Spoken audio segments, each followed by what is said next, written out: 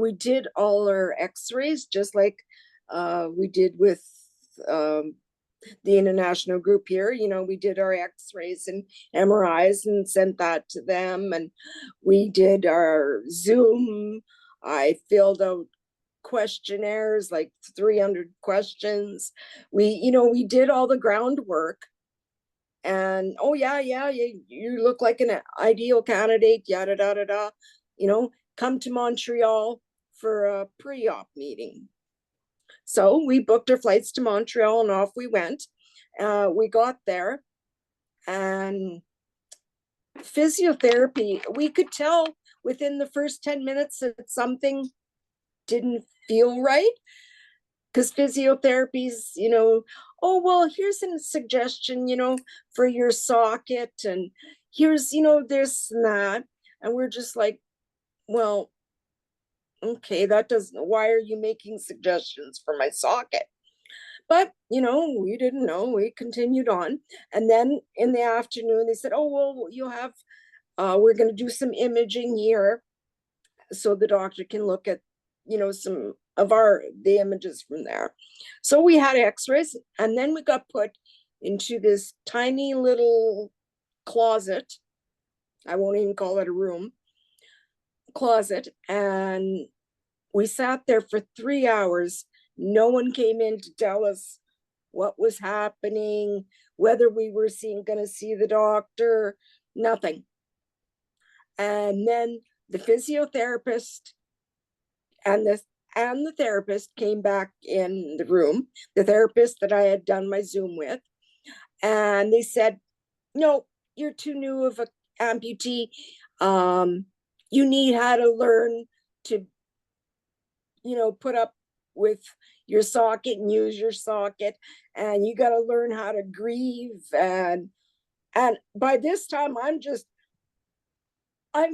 flabbergasted with my mouth wide open and bawling, because of course, all that we've been through, and to be told this kind of a flimsy excuse.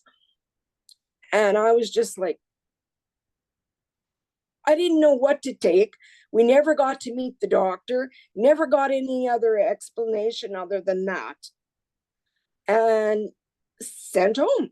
And it wasn't out of, if it would have been funded by Saskatchewan Health. Oh, they made the comment, oh, well, Saskatchewan Health is paying for this.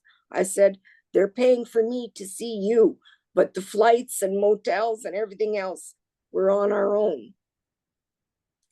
So I was totally appalled at the way we were treated in Montreal.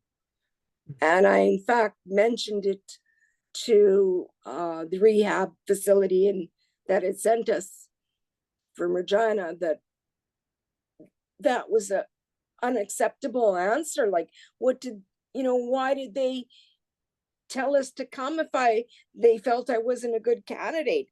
If they thought I was not ready for surgery, the psychologists had a Zoom conference with me 2 days prior. Why didn't, we discussed of everything. So why were we too new all of a sudden? Then we heard through the grapevine that the Quebec government had stopped funding, and that there was this government political struggle between healthcare going on. And so that's when I said, start looking elsewhere.